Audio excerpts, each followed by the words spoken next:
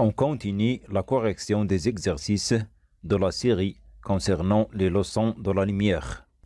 On est arrivé à l'exercice numéro 5. Complétez les phrases suivantes. Petit 1. Dans un milieu à compléter et à compléter, la lumière se propage d'une façon rectiligne. La lumière se propage d'une façon rectiligne يعني الضوء ينتشر بطريقة مستقيمية، ولكن في أي وسط؟ في جميع الأوساط أم في أوساط معينة؟ فمبدأ الانتشار المستقيم للضوء حدد الأوساط التي ينتشر فيها الضوء وفق خط مستقيم، وهي الأوساط الشفافة والمتجانسة. C'est-à-dire les milieux transparents et homogènes. Et on écrit dans un milieu transparent et homogène, la lumière se propage d'une façon rectiligne. Petit 2. Le milieu à compléter permet le passage de la lumière et de voir les objets derrière lui nettement. يعني ما هو الوسط الذي يسمح بمرور الضوء ومن خلاله يمكن رؤية الأجسام بوضوح. هناك ثلاثة أوساط: وسط لا يسمح إلا بمرور جزء من الضوء ومن خلاله لا يمكن أن نرى الأجسام بوضوح، ويسمى هذا الوسط وسط نصف شفاف، c'est-à-dire milieu translucide. وهناك وسط لا يسمح بمرور الضوء ولا يمكن أن نرى من خلاله الأجسام، هذا الوسط يسمى وسط معتم، c'est-à-dire milieu opaque. وهناك وسط يسمح بمرور الضوء كليا ومن خلاله نرى الأجسام بوضوح، ويسمى هذا الوسط وسط شفاف، c'est-à-dire milieu transparent. Et on écrit: le milieu transparent permet le passage de la lumière et de voir les objets derrière lui nettement. Petit 3. Le milieu à compléter ne permet pas le passage de la lumière et de ne pas voir les objets derrière lui. يعني ماذا نسمي الوسط الذي لا يسمح بمرور الضوء ولا يمكن من خلاله رؤية الأجسام بوضوح؟ كما سبق، هذا الوسط فهو الوسط المعتم، c'est-à-dire milieu opaque. Et on écrit: le milieu opaque ne permet pas le passage de la lumière et de ne pas voir les objets derrière lui. Petit 4. À compléter est la distance parcourue par la lumière dans l'espace pendant une année. يعني ماذا تسمى المسافة التي يقطعها الضوء في الفضاء خلال سنة؟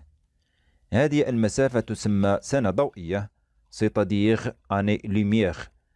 Et on écrit: l'année-lumière est la distance parcourue par la lumière dans l'espace pendant une année. Petit 5. L'année-lumière qu'on symbolise par AL est une unité de à compléter. يعني سنة ضوئية التي نرمز لها ب AL هل هي وحدة للزمن أم للطول؟ فمن خلال تعريف سنة ضوئية حيث قلنا سنة ضوئية هي المسافة، إذن سنة ضوئية التي نرمز لها ب AL هي وحدة للطول وليست وحدة للزمن. Et on écrit: l'année-lumière qu'on symbolise par AL est une unité de longueur. Petit 6. 1. À compléter, lumineux est un ensemble de rayons lumineux. يعني ماذا نسمي مجموعة من الأشعة الضوئية؟ فمجموعة من الأشعة الضوئية تكون حزمة ضوئية، c'est-à-dire un ensemble de rayons lumineux constitue un faisceau lumineux. Et on écrit: un faisceau lumineux est un ensemble de rayons lumineux. Petit 7.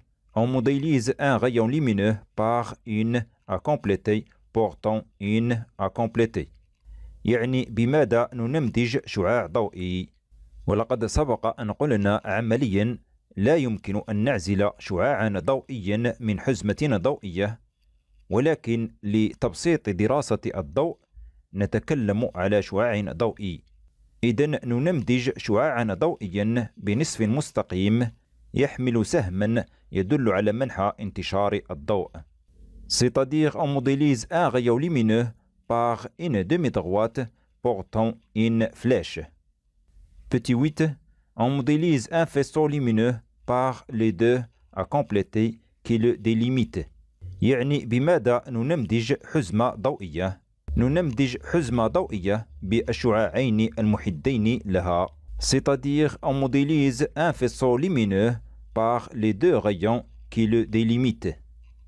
On passe à l'exercice 6, petit 1. La vitesse de propagation de la lumière est-elle la même dans tous les milieux؟ يعني هل للضوء نفس السرعة في جميع الأوساط؟ فما دامت طبيعة الأوساط تختلف من وسط لآخر، فوسط نصف شفاف ليس كوسط شفاف، إذن سرعة الضوء تتعلق بطبيعة الوسط الذي ينتشر فيه الضوء.